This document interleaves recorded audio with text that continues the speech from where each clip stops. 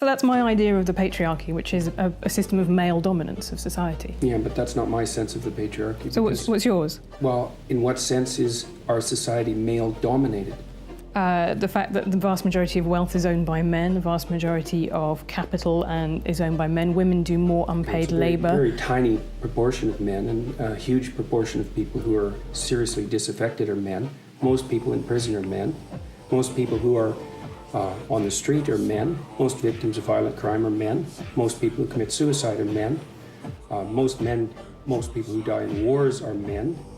People who do worse in school are men. It's like, where's the dominance here precisely? What you're doing is you're taking a tiny substrata of hyper-successful men and using that to represent the entire structure of Western society. There's nothing about that that's vaguely appropriate. But I could say equally well that most rape victims are women. Terrible things happen to people of both sexes. And you could say that with perfect utility, but that doesn't provide any evidence for the existence of a male-dominated patriarchy. Well, it just means that terrible things happen to both genders, which they certainly do. But there are almost no women who rape men, for example. So that is an asymmetry there in sexual violence. Well, yes, there's an asymmetry in all sorts of places, but that doesn't mean that Western culture is a male-dominated patriarchy. The fact that there are asymmetries has nothing to do with your basic argument.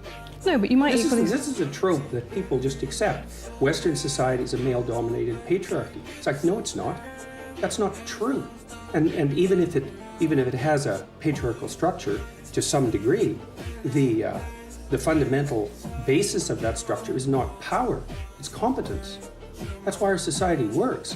It's only when a structure degenerates into tyranny that the fundamental relationships between people become dependent on power. It's not power. If you hire a plumber who's likely to be male, it's not because there's roving bands of tyrannical plumbers forcing you to make that choice. And it's the case with almost every interaction that you have at the face of our culture. You're dealing with people who are offering a service of one form or another, who are usually part of the broad middle class, and what you're looking for is the person who can offer the best service, and you can find it. It's not a consequence of being dominated by anything that's tyrannical.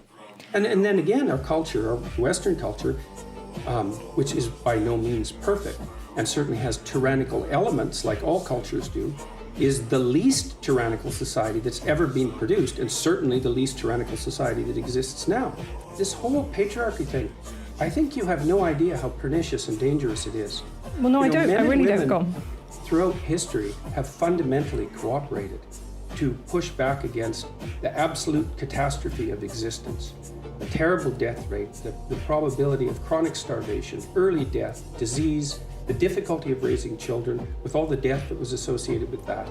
And to look backwards in time and say, well, basically what happened was men took the upper hand and persecuted women in this tyrannical patriarchy is an absolutely dreadful misreading of history. It's a terrible thing to teach young women, and it's a horrible thing to inflict upon men.